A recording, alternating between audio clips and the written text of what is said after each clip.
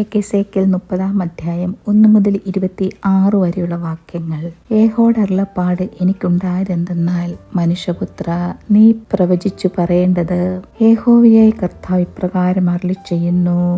അയ്യോ, കഷ്ടദിവസം എന്ന് മുറയിടുവിൻ. നാൾ അടുത്തിരിക്കുന്നു, അതെ, യഹോവയുടെ നാൾ അടുത്തിരിക്കുന്നു. അത് മേഘമുള്ള ദിവസം, ജാതികളുടെ കാലം തന്നെ ആയിരിക്കും. മിസ്രയീമിന്റെ നേരെ വാൾ വരും.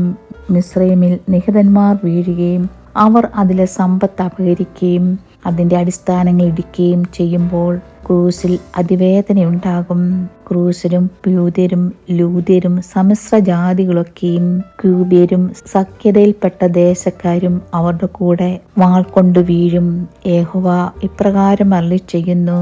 മിസ്രയീമിനെ താങ്ങുന്നവർ വീഴും, അതിന്റെ ബലത്തിന്റെ പ്രതാപം താണുപോകും. സെവനെ, ഗോപുരം മുതൽ അവർ വാൾ കൊണ്ട് വീഴും എന്ന് യഹോവയായ കർത്താവിന്റെ അരുളപ്പാട്. അവർ ശൂന്യദേശങ്ങളുടെ മധ്യേ ശൂന്യമായി പോകും. അതിലെ പട്ടണങ്ങൾ ശൂന്യ പട്ടണങ്ങളുടെ കൂട്ടത്തിൽ ആയിരിക്കും. ഞാൻ മിസ്രയീമിന് തീ വെച്ചിട്ട് അതിൻ്റെ സഹായക്കാരൊക്കെയും തകർന്നു പോകുമ്പോൾ ഞാൻ യഹോവയെന്നവർ അറിയും. ആ നാളിൽ ദൂതന്മാർ നിജിതന്മാരായ ക്രൂശരെ ഭയപ്പെടുത്തേണ്ടതിന് കപ്പലുകളിൽ കയറി എൻ്റെ മുമ്പിൽ നിന്ന് പുറപ്പെടും.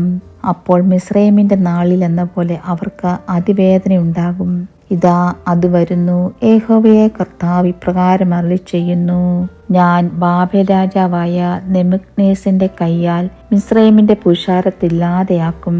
ദേശത്തെ നശിപ്പിക്കേണ്ടതിനും അവനെയും അവനോടുകൂടെ ജാതികളിൽ ഭയങ്കരന്മാരായ അവന്റെ ജനത്തെയും വരുത്തും. അവർ മിസ്രയീമിന്റെ നേരെ വാളൂരി ദേശത്തെ നിഹതന്മാരെ കൊണ്ട് നിറയ്ക്കും. ഞാൻ നദികളെ വറ്റിച്ച് ദേശത്തെ ദുഷ്ടന്മാർക്ക് വിട്ടുകളയും. ദേശത്തെയും അതിലുള്ള സകലത്തെയും ഞാൻ അന്യജാതികളുടെ കയ്യാൽ ശൂന്യമാക്കും. യഹോവയായ ഞാൻ അത് അരുളിച്ചെയ്തിരിക്കുന്നു.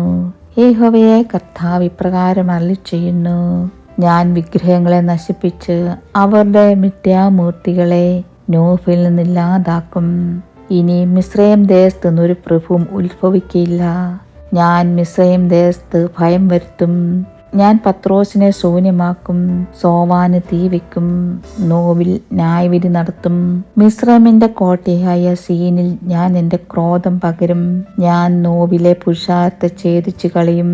ഞാൻ മിസ്രയീമിന് തീ വയ്ക്കും. സീൻ അതിവേദനയിലാകും. നോവ് പിളർന്നു പോകും. നോഫിനു പകൽ സമയത്ത് വൈരികൾ ഉണ്ടാകും. ആവനിലെയും പീബേസത്തിലെയും യവനക്കാർ വാൾ കൊണ്ടു വീഴും. അവയോ പ്രവാസത്തിലേക്ക് പോകേണ്ടി വരും. ഞാൻ മിസ്രയീമിന്റെ നുകം ഒടിച്ച് അവളുടെ ബലത്തിന്റെ പ്രതാപം ഇല്ലാതെയാക്കുമ്പോൾ തഹപഹേസലിൽ പകൽ ഇരുണ്ടുപോകും. അവളെ ഒരു മേഘം മൂടും. അവളുടെ പുത്രിമാർ പ്രവാസത്തിലേക്ക് പോകേണ്ടി വരും. ഇങ്ങനെ ഞാൻ മിസ്രയീമിൽ ന്യായവിധികളെ നടത്തും. ഞാൻ യഹോവയെന്നവർ അറിയും.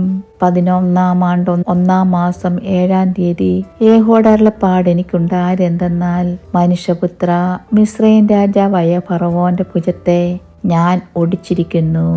അത് വാൾ പിടിപ്പാൻ തക്കവണ്ണം ശക്തി പ്രാപിക്കേണ്ടതിന് അതിന് മരുന്ന് വെച്ച് കെട്ടുകയില്ല, ചികിത്സ ചെയ്യുകയുമില്ല. അതുകൊണ്ട് യഹോവയായ കർത്താവ് ഇപ്രകാരം അരുളിച്ചെയ്യുന്നു. ഞാൻ മിസ്രയീം രാജാവായ ഫറവോന് വിരോധമായിരിക്കുന്നു. ഞാൻ അവന്റെ ഭുജങ്ങളെ ബലമുള്ളതിനെയും ഒടിഞ്ഞിരിക്കുന്നതിനെയും തന്നെ ഒടിച്ചു കളയും. വാളിനെ ഞാൻ അവന്റെ കയ്യിൽ നിന്ന് വീഴിച്ചു കളയുകയും ചെയ്യും. ഞാൻ മിസ്രയീമ്യരെ ജാതികളുടെ ഇടയിൽ ചിഹ്നിച്ച് ദേശങ്ങളിൽ ചിതറിച്ചു കളയും. ഞാൻ ബാബേൽ രാജാവിന്റെ ഭുജങ്ങളെ ബലപ്പെടുത്തി എൻ്റെ വാളിനെ അവന്റെ കയ്യിൽ കൊടുക്കും. ഫറവോന്റെ ഭുജങ്ങളെയോ ഞാൻ ഒടിച്ചു കളയും.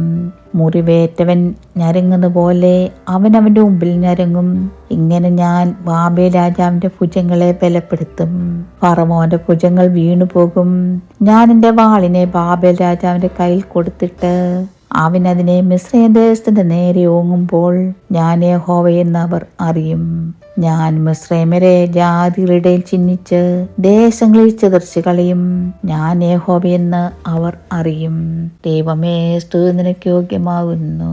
പാറിക്കുമോ.